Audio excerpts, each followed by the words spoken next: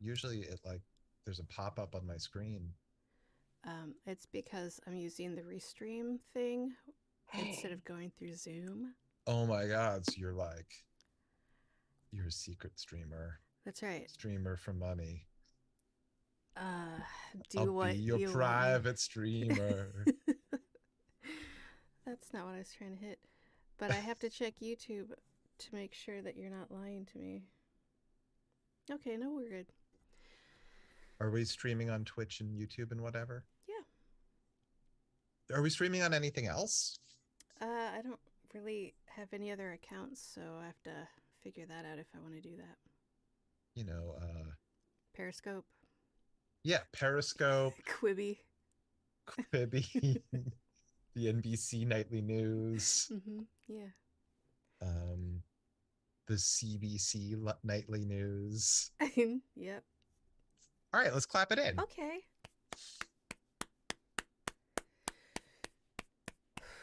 What's up, everybody? It's On Fire Tonight with Josh and Tressa. We are here tonight to talk about Friday the 13th, the series, season 1, episode 12. The episode is called Faith Healer. It is directed by the one and only David Cronenberg, and it stars frequent Cronenberg collaborator Robert Silverman. This is your one and only warning. We are going to spoil the episode by talking about it. So if you haven't watched it already and you wish to, pause this, watch that, come back, you're back, welcome back. I did not know those things. But Yeah. knowing them now, doesn't it make you like, I mean, this is a Cronenberg piece through and through. 100%. Yes. Body horror, body horror, body horror.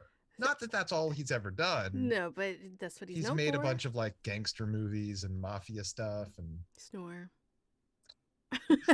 Eastern Promises was pretty good. I actually have not seen a ton of his movies.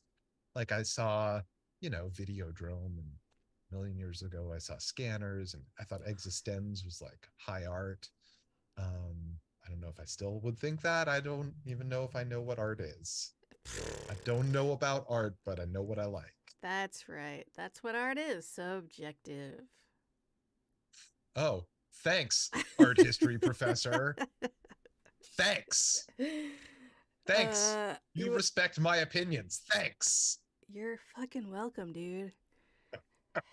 I'm angry. No reason. I remember being in the video store as a child with my family, and there was a videotape box for Scanners on the shelf. And my dad started talking to the employee, some like poor teenage kid who's just like, I'm just doing my job. The guy, like, oh, if I had a girlfriend, she'd be so mad at me. Yeah, that's the guy. And my dad was like, I heard this like is real, like that the stuff like really happens. And to this day, I do not know if he was joking or not. I mean, like the effects are gross. Like, Yeah. he makes a human head explode. Yeah, he does. In Scanners. That's great. So great. Videodrome. God, that's a fucking good movie. So good. I haven't seen it in years and I remember very little, but it's so good. Debbie Harry. James Woods. But he's in a city. Oh. Yeah, he's not in the woods. That's weird because his name would imply that he would be in a forest of some kind. And Debbie Harry, not particularly her suit at all. No, it's weird. Yeah. They should do a movie about that. Oh, did you ever see Human Nature? No. That is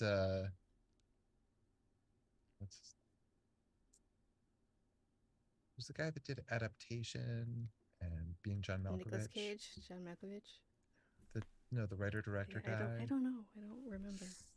Fuck. What's his name? I'm not going to look it up. Anyway, Human Nature is a great movie with a lot of unusual characters, including a very hairy woman. Oh, delightful. Played by not Debbie one Harry? Of the Arquette sisters. Oh. I have not seen that movie, but I know what you're talking about. It was The one that did the later stuff. Yeah. Patricia? Was it Patricia Arquette? I think that's right. Or was it Rosanna Arquette? I'm pretty sure it was That Patricia. also sounds right. I know. I don't know. I mean, if we want to just talk about stuff that we don't know details of, we could just talk about this episode. Josh, what did you think? All right. First of all, let me just say, I love this episode. It was great. It was amazing. Uh-huh. And like, I don't know who to thank for it because it's such a departure from what we've seen in every episode so far. There's a tiny bit of our main characters, but almost the whole episode is without them. Yeah. And Jack's back. I'm so Jack's glad. back. Jack's back. I'm so glad they didn't Jane-ize him and like make him pregnant and leave forever. Because that would be weird. Something that could happen to any of us. Wished away to the cornfields. Listen. We got ourselves a faith healer in a round church. Beautiful, gorgeous, weird. Oh, I do want to say real quick because I have to. Blind people wear contact lenses. That's it. Wait, do blind people wear contact lenses? They can choose to. There are blind people that have vision. It's just low. Right. And like Andy used to wear contact lenses. Okay. I mean, I think what they could have done but didn't in this episode is say that a real blind person wouldn't be wearing contact lenses with fake cataracts painted on them. Right. There are a lot of things they could have done, but it would have made it clunky. Right. So also, like, just how disgusting is it to have one person's hand on another person's eye pulling out a contact lens? And the guy just sat there and took it. Yeah. There's a lot of like, I don't know where your fingers have been. There's a lot of great body horror throughout this episode. Yes. So good. The special effects, top fucking notch. Mm-hmm. And I don't even mean they were like perfect. They were just gorgeous. Loved it. Yeah. Like, I don't know. Maybe that's like high budget or low budget. I don't know. I have no idea. Loved it though. Yeah. Mm-hmm. So the cursed object in this episode. So it's like a Bible or something? It is a gleaming white glove. That is just one glove, mind you, not two. Mm-hmm. It's something from Italy in the Middle Ages that was supposed to like ensure the health of the wealthy family that paid for it to be made. Anyway, it may or may not have worked back then. It became a cursed object. And now, if you do your best Michael Jackson impersonation. Thank you, Ryan.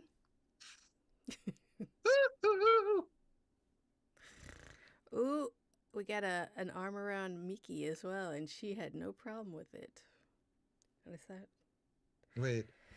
They were all like having a little huddle, a little gang, like pregame. We gotta figure out what we're doing with this plan. And Jack's like pacing back and forth in front of Mickey and Ryan on the couch, and Ryan's got his arm around Mickey. It's happening, Josh. They're gonna do it. Listen, they are just cousins by marriage. All right, I get it. You're cool with it.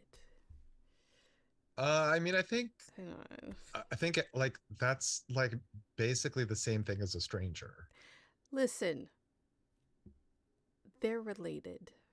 And I just got new information and I cannot let this joke go. So please.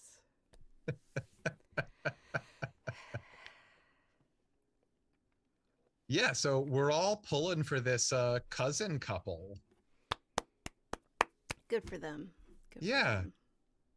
Let these cousins unite to something. Finding love in unlikely places. Uh-huh. Like your grandfather's funeral. I mean, uncle. Yep. Hey, it's so nice to meet you. Want to go back behind this dumpster? As a matter of fact, yes, thank you. I thought we had something in common other than our family.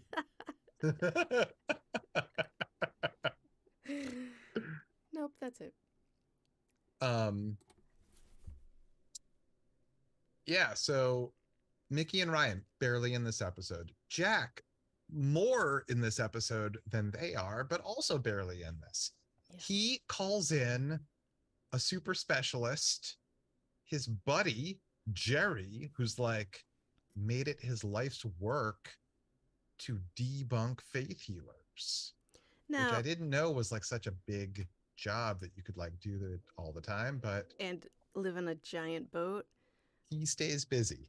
He he also is the one who basically shoved this glove upon this faith healer by calling him out on his bullshit, and then that preacher ran away so embarrassed. He was so scared and embarrassed, and he was like crying. He was like a stupid little girl. Sorry. This glove is just in an alley, and he just finds it, and he's like, "Dope! I love gloves. I'm gonna wear this when this lady comes and falls on me." Yeah, there's no explanation for how the glove got there. No. Like the chain of custody, unknown. Jack was able to figure out that the glove that the guy is using because he's on TV was this one that they have a sketch of. Oh my god, it's exactly the same as this drawing. Okay. Anyway, so this magic white glove will suck the disease out of a person, amplify it, and now the wearer of the glove has that disease until they can pass it on to someone else who will get it even worse. Through touch. So he puts on this glove. He gets attacked by a woman that wanted his faith healing abilities and was that alleyway, yeah, by the way, from West Side Story, was filled with people angry with him. They're like, "Get him!" It was when you're a jet all the way from your first cigarette to your last dying day. Fantastic. There was just a line of people waiting to get their chops in on this guy, and I want to be in America. Right. Everything free in America for a small fee in America. And that's how he discovers the powers of the glove. Gotta be cool, kid. Hey, Officer Krupke. Krupp you. It turns out I love musicals. Hey. In other words to a lot of the songs. Go ahead. So anyway, yeah, that was a packed alleyway, as you were pointing out. The debunked faith healer on the run from his own parishioners. I think he was on the run from his own shame. I don't think anyone was chasing him.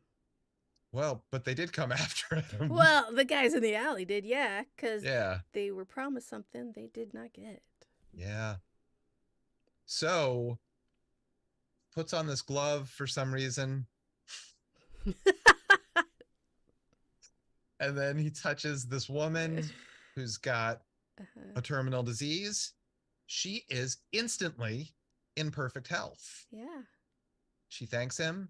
He looks down. The glove is like rotting the way she was, and he tries to peel it off, and the skin underneath is rotting even worse. And he stumbles away, and then a cop is like, right? Like, we don't see many cops in this show. Hey, man, no. let me check on you. No, cops are checked out of the city. They're like, whatever. This Well, we've cop is got the like, one good cop in this town, and he's going to do the best job ever. Unfortunately, he he gets touched encounters in the this dude. face. He gets touched in the face. He got palmed in the face. Sorry, bro. Now you've got scabs or something. I would love for there to be a whole series about like this, just called Touched in the Face. I would also love that. Especially if we hold up the special effects. I just want to see bubbly faces with Yeah, boils and scabs. right. It's not Great. just that you have bad skin, it's that No. the fucking skin is bubbling. And not just like little tiny bubbles. It's like full face size bubbles. Yes, Fantastic. horrifying. Great. It's really horrifying. Mm-hmm. Mm-hmm. Ugh. And this must have been like right after David Cronenberg directed The Fly, because that came out in 1986 and this is 1987. I love that movie. Right? It's so fucking good. So yeah, this series got a real he is A real get. yeah, he's an absolute get. Mm-hmm. Absolutely. All right. So the faith healer heals a woman, kills a guy, and now he's not sick anymore himself. And then his faith healing business is back on track because he can really do the thing. And now he becomes a superstar, and then they see him on TV. And that's when Jack is like, hey, wait a minute, a glove. I've heard of those before. Wait a minute. Let me grab one of my books right now. Right. So he's got an illuminated text or whatever. And in this case, Mickey has a little bit of background. She knows that the guy who like made it was an alchemist. Oh, right. When did she get smart? And Ryan was like, wait a minute, how do you know that? And she is like, what did she say? I studied like Renaissance art history or something like that. I don't remember. And he is like, good career move. Because Okay, that is Ryan. a thing that any time in the 80s, Yep. someone on television knew anything about anything in the liberal arts, someone else had to call it out as being a bad career move. Yes, because that's the only thing that defines you is money in a career that's good. Right. And also like the only things that could possibly pay you money are like more money, selling junk bonds or something. Yes, like being money. like a Wall Street douche. Yes, and that's why she loves her fiance, because he supports her financially because he is a douchebag attorney. Right? Although I think they maybe are broken up now. It's fine. She still loves him. Okay. I don't know. Josh, come on. We all know what's going on here. So Jack calls in the big guns, his buddy Jerry, who lives on a boat. They were in the Marines together? Is that what it was? Were they? What was their backstory? Like they go way back. Or fishery guys. I don't know. They had boat history together, so we all know what that means. They like the sea. In the Navy. Come on, you love the Village People. I love people in the village. I do not love the Village People. Everyone loves the Village People. How dare you? I can like something without loving it, Josh. So this guy? Why? MCA. God damn it. What else you got? Come on. At the car wash, yeah. Was that them? I don't know. Wasn't it? I don't know. Now I'm not sure. They worked at a car wash in You Can't Stop the Music. I don't think it was them, but I also have no idea. There's a scene where the Leatherman, who's like having a moment of self-doubt, is like, Leatherman, don't get nervous. Like he's He's giving himself a psych up speech. Oh, that's sweet. Yeah, so anyway, Jack's buddy Jerry is Mhm. gonna come to the rescue and help them like catch this guy and get the glove back. But Jerry, he's got a twist. Well, he's found the guy he's going to do the switcheroo with the faith healer, so that's good. The bad thing is he's terminally ill, so now for sure this guy's going to end up killing somebody. And Jack's like, you can't do that, dumbass. He's like, well, I'm gonna die if I don't, and if this guy Oh. can really do the thing, yeah. Well, carry on then. So he goes to the faith healer. This is great. Like I love the way this story like rolls out. It's great. So he goes to the faith healer that he has personally already debunked and shamed. Yeah. And he's like, listen, maybe I was wrong about you. Like I'm big enough to admit that. And I've got someone for you to heal. And he's like, oh wow. You know, you really like I hated you for years. You've got someone, all right, bring them to me. And then they meet up the second time. It's like, it's me. I'm the guy. What?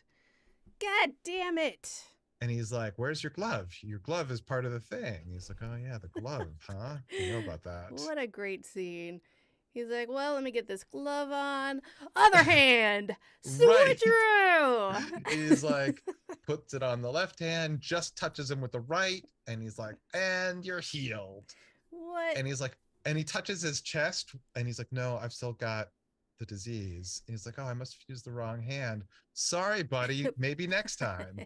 So then Jerry shoots him. Uh-huh. Oh, by the way, also he pulled a gun on Jack and tied Jack up and left him on the boat. Shibari said, yeah. Yeah. He was like, no, you can't. Yeah, Jack is bound up very artfully, by the way. Yes, Japanese art rope style. Shibari, thank you much. But he's like... Wait, hold on a second. Quick timeout. Do you know much about Shibari? I know nothing about it. I'm not trying to delve into your personal life. Don't lie to me, Josh. I don't know anything about it. I just know the word, and I like to use it as often as possible. All right, we are two non-experts. Shibari is rope bondage, and it is about the artistry of the knots as much as anything, I think. Does that sound right? I think there's two different kinds, and the one that Shibari is based off of was developed from torture. Was developed from torture? Yeah, and they just kind of tweaked it a bit, and like, it's torture, but fun torture. They're like, you know, all these people were torturing, keep ejaculating. They seem to really be enjoying this. We're terrible torturers. No, we will not tie you up again. Jesus Christ. It's like, no, Steve, your plan of tickle torture didn't work. And now this new thing that you've got is even worse. I don't think that they hate the blowjobs. I'm just saying.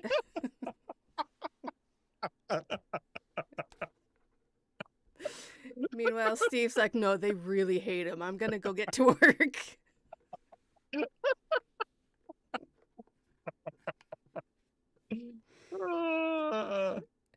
Somebody call HR. Yeah, Josh is out of control. Josh is out of control. Steve's out of control. Oh, I thought you meant between. Okay, never mind. Yeah, but Steve's out of control.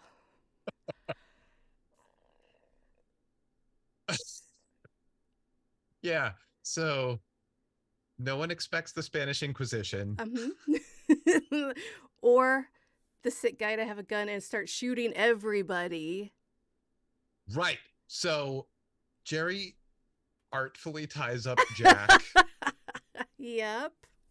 Jack is decorated with rope and He's in the Gorgeous closet. knots. Gorgeous knots. Jack's in the closet. I think this was a nod to that. Uh-huh. And mean, so he all goes the off to the pieces faith are healer. there. On a boat. Old right? friend. His old See. friend. Tied up perfectly. Another, artfully even. Another longtime bachelor, it would seem. Uh-huh. Jack was not like, hey, where'd you learn how to tie all these crazy knots? He was like, of course you do. We've done this millions of times.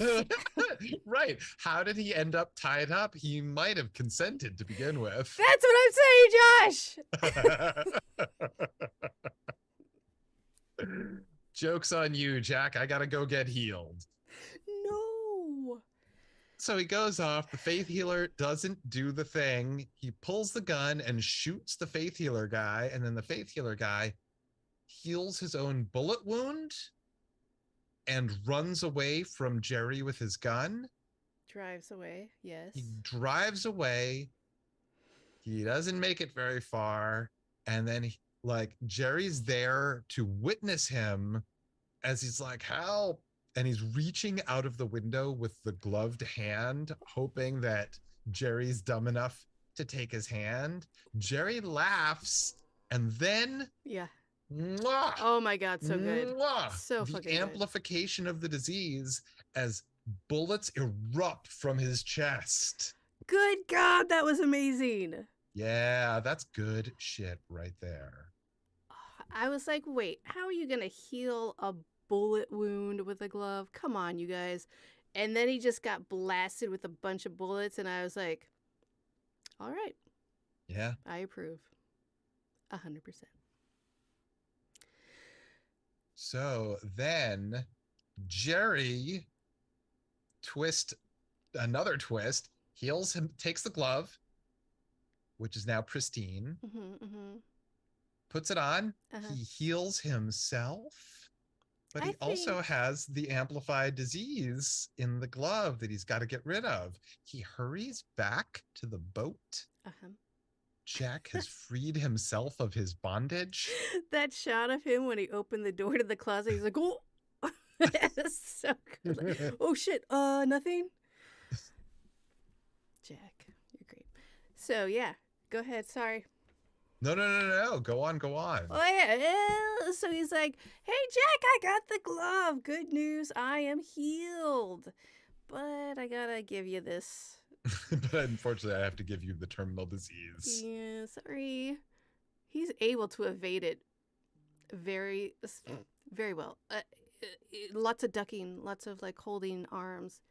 Fantastic, until he pushes his goddamn glove on himself so he gets his own disease back tenfold.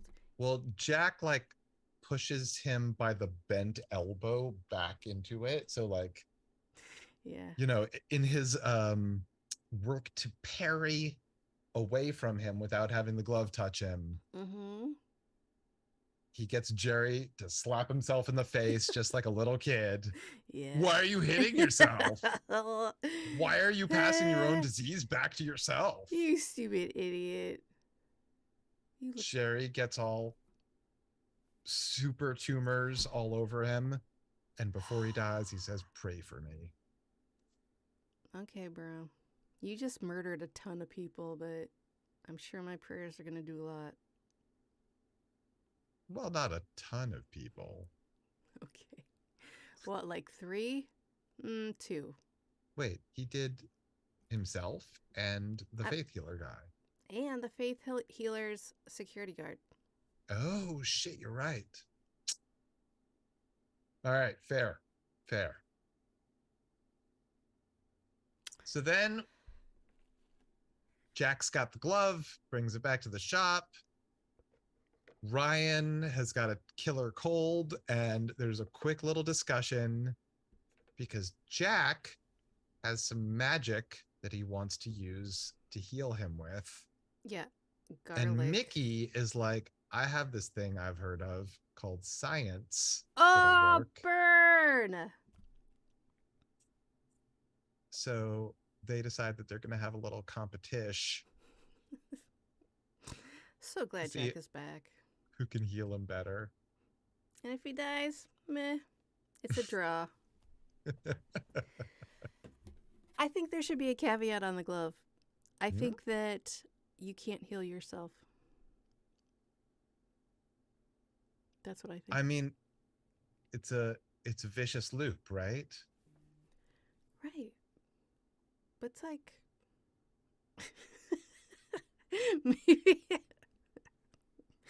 maybe if you like sat on your arm weird so you couldn't feel the glove touching. You're saying that the glove only works on you if it's the stranger?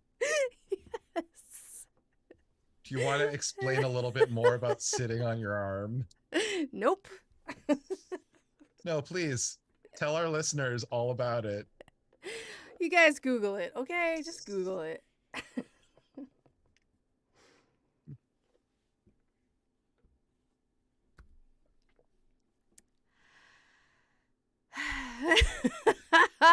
That is all the time we've got today for this show, Josh.